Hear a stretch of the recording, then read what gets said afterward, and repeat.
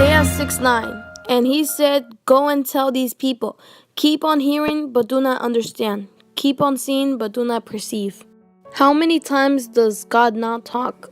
In the book of Job, it says that God talks in one way or another, but men do not perceive it. And what that verse lets me know is that he's always talking. It's just us who can't perceive it, who can't understand.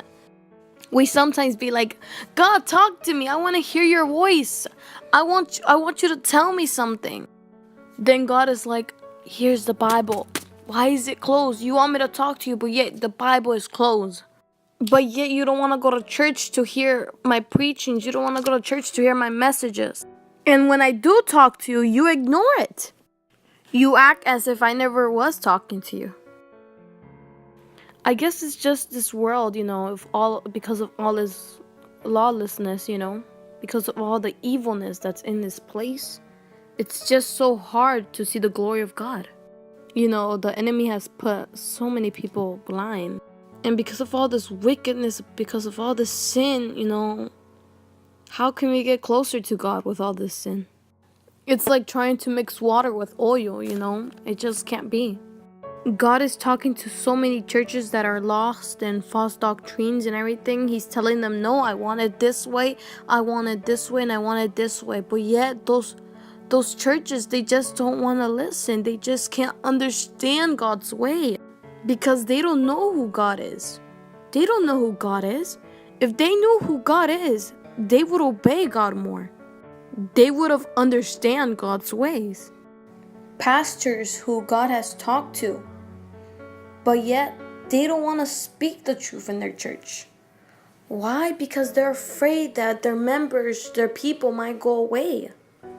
It doesn't really matter of how much people go to your church, They're all for Christ anyways. You can't be speaking to them smooth things while they're living in sin. How many times has God not did a miracle in so many people's life, has healed their lives, but yet they still don't want to believe? Like, why is your heart so hard? God has showed you his glory.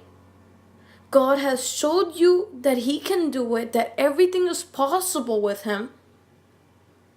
Why is there still doubts in your head?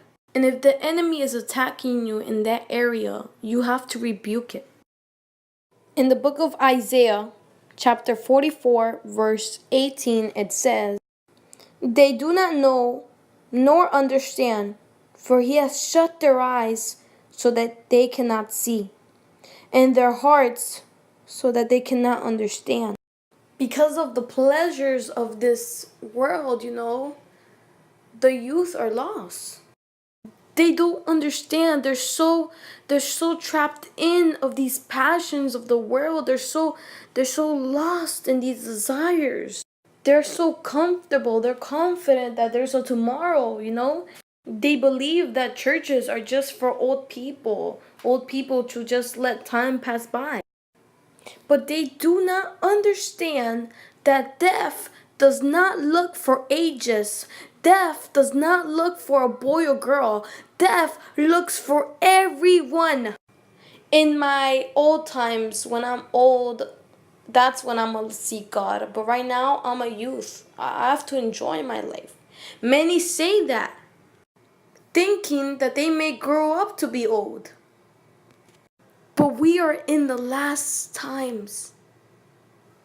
God is coming soon. I want to see somebody who rises up and marks the difference. I want to see a youth that rises up and marks the difference, that proves every wise person that they're fools. Because knowing God, these people did not glorify God, did not glorify him as God. And God is like, "Here I am, look at me, I created this world. Why do you people worship the creation and not the creator?" These 5 to 6 minute videos are to motivate you to continue fighting the battles. Because God is on our side, and through Christ you can achieve anything, you can accomplish anything.